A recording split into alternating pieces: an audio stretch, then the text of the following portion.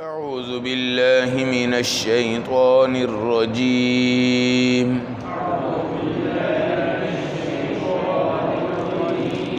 بسم الله الرحمن الرحيم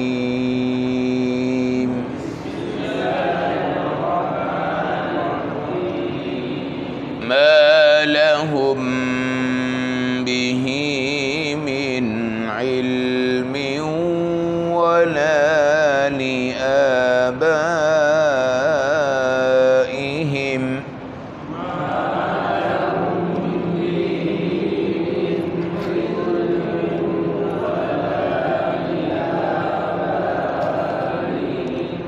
كبرت كلمة تخرج من أفواههم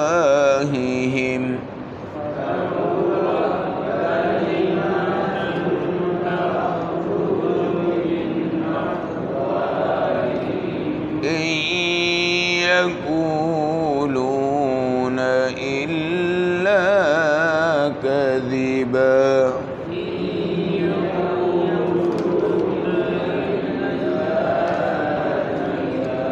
صدق اللہ العظیم۔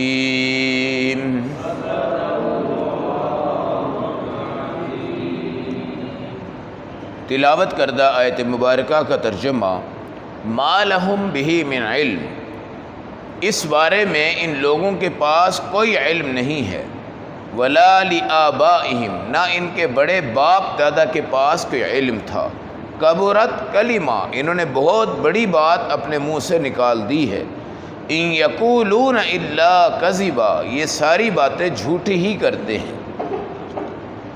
آیت نمبر 5 پارہ نمبر 15 سورۃ الکہف۔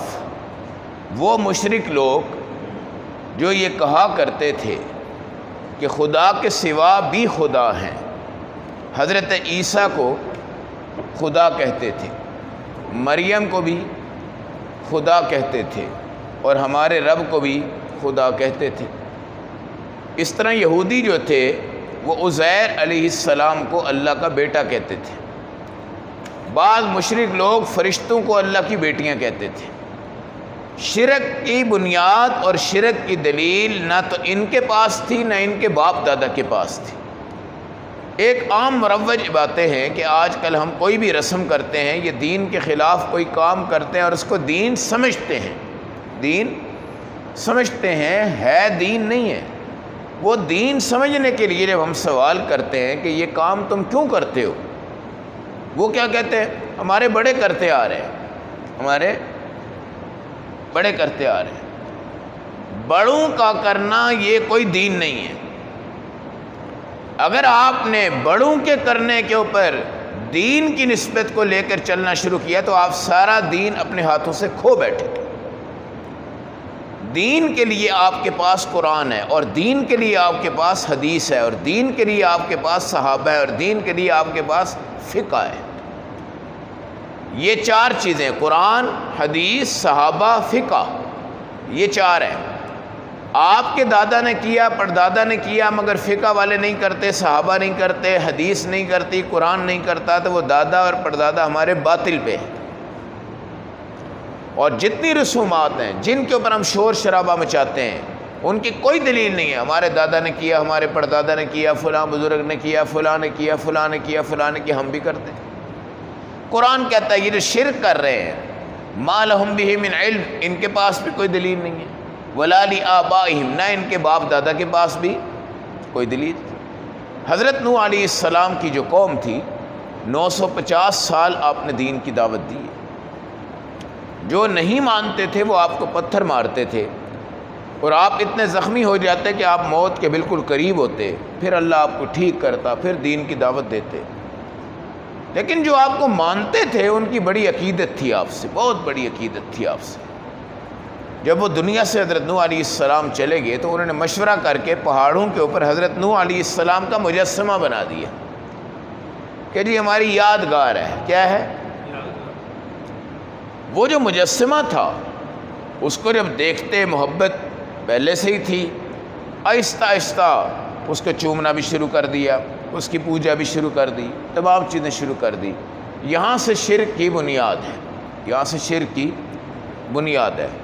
اور آج بھی عقیدت کی خاطر لوگ کسی کو کہاں سے کہاں تک پہنچا دیتے ہیں اور کہاں سے کہاں تک پہنچا دیتے ہیں۔ تو شرک حرام ہے، کوئی دادا کرے تو بھی حرام ہے، باپ کرے حرام ہے، پردادا کرے حرام ہے، کوئی پیر کرے، کوئی بزرگ کرے، کوئی اپنی تاریخ لکھے، کوئی تفسیر لکھے، کوئی بات لکھے، کوئی کام لکھے، اگر وہ شرک بیچ میں آپ کو ذرا سے بھی ملوث کر کے دے رہا ہے تو وہ حرام ہے، وہ حرام ہے۔ اس لیے شرک دو طرح کا ہوتا ہے، ایک خفی ہے، چھپا ہوا شرک، اور ایک ظاہر ہے۔ یہاں پر ایک بت پڑا ہوا ہے، آپ سارے لوگ اللہ نہ کرے اس کو سجدہ کرے، تو میں تو آپ کو کہوں گا بھائی خدا کے لیے یہ کیا کر رہے ہو؟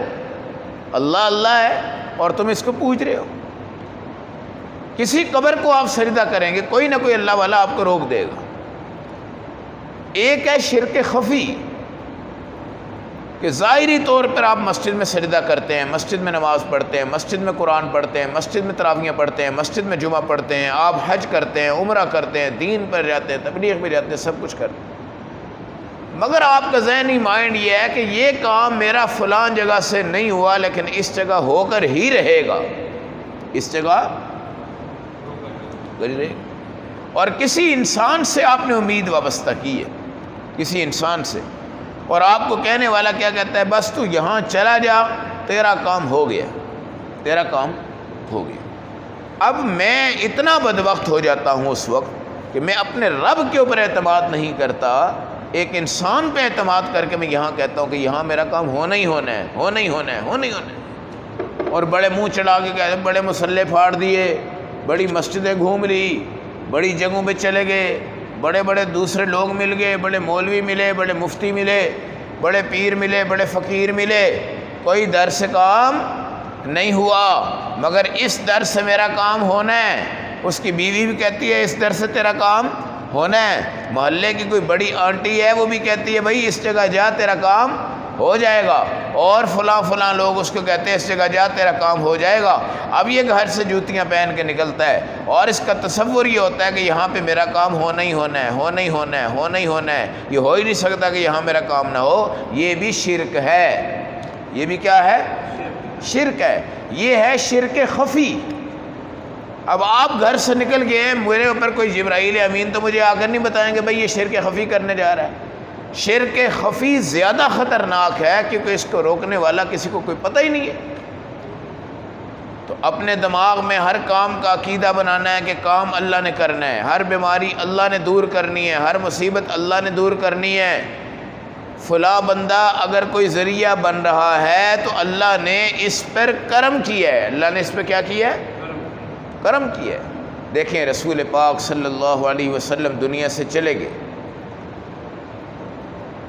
اور رسول پاک کے چچا عباس موجود تھے، مدینہ میں قحط سالی پڑ گئی، تو صحابہ نے دعا کی کہ یا اللہ پہلے ہم واسطہ دیتے تھے اپنے نبی صلی اللہ علیہ وسلم کا، اب آپ نہیں ہیں، اب آپ نہیں ہیں، آپ کے چچا حضرت عباس زندہ ہیں، ہم ان کے واسطے سے دعا کرتے ہیں کہ بارش برسا دے،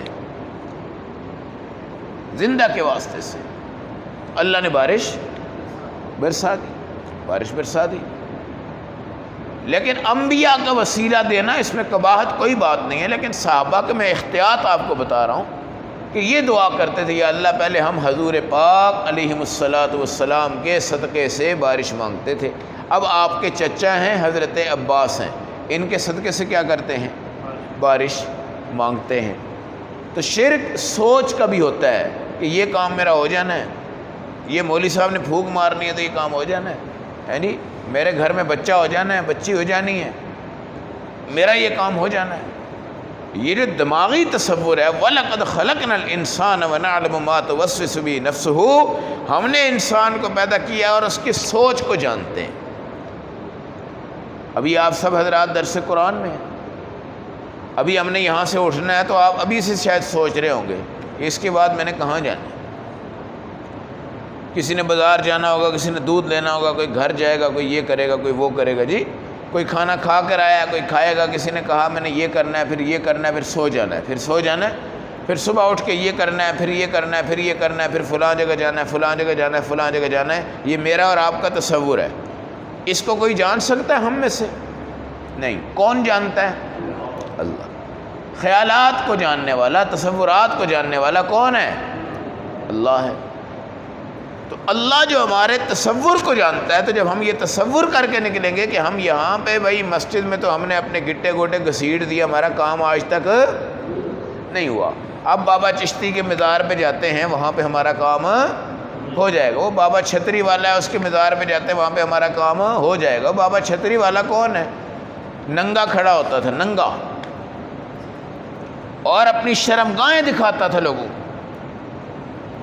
اور عقیدت مند لوگ پھر بھی پاؤں ڈور رہے ہیں، گوٹے پکڑ رہے ہیں، گٹے پکڑ رہے ہیں، اور گندا چرسی بھنگی اس کو چوم بھی رہے ہیں. خدا کی قسم اتنے گہرے ہو جاتے ہیں یہ لوگ، ان کے ہاں خدا نام کی کوئی چیز نہیں ہے، ان کے ہاں وہی بابا چھتری والا ہے سب کچھ.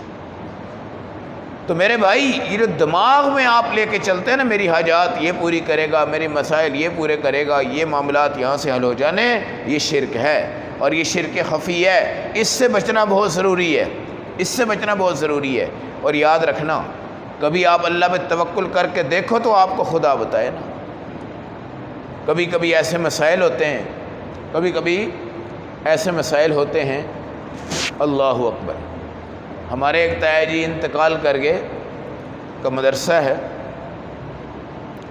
غالباً کسی وقت میں مدرسے کے مالی حالات اتنے مشکل ہوئے کہ 4 لاکھ روپے کی ضرورت تھی.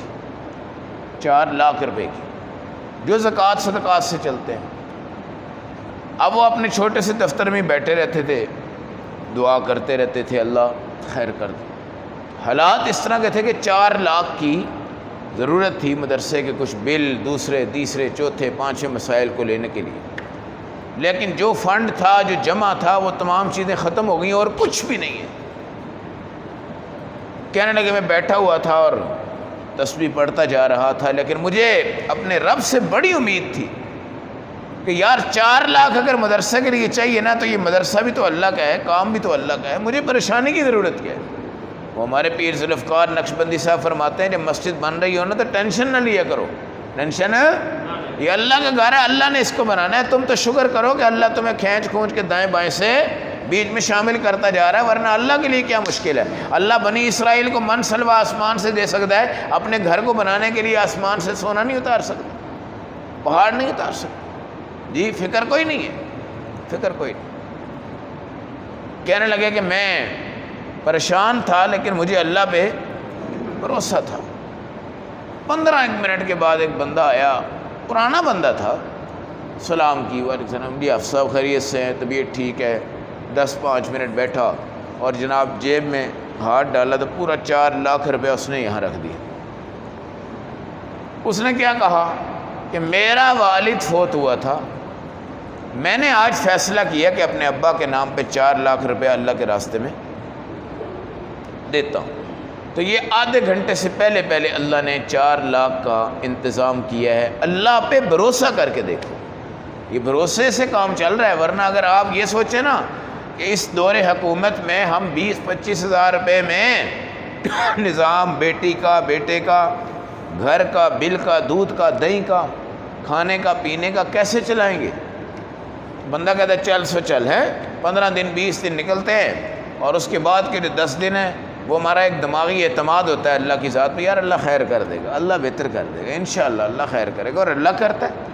تو یہ تصور میں بھی اللہ پہ اعتماد کرو گے نا، اللہ پورا آ جائے گا. لیکن تصور میں بھی اگر شرک کرو گے تو اللہ کی پکڑ آ جائے گی. اس لیے شرک کے لیے نہ باپ کی ضرورت ہے، نہ دادا کی ضرورت ہے، نہ پردادا کی ضرورت ہے، نہ کوئی علم ہے. ڈائریکٹ اللہ کہتے ہیں شرک والے کو میں کبھی معاف نہیں کر سکتا، اور نہ میں کروں گا، اور نہ میں نے کبھی کرنا ہے، نہ میں نے آج تک شرک والے کو معاف کیا ہے. اس لیے شرک سے اپنے آپ کو بچانا ہے.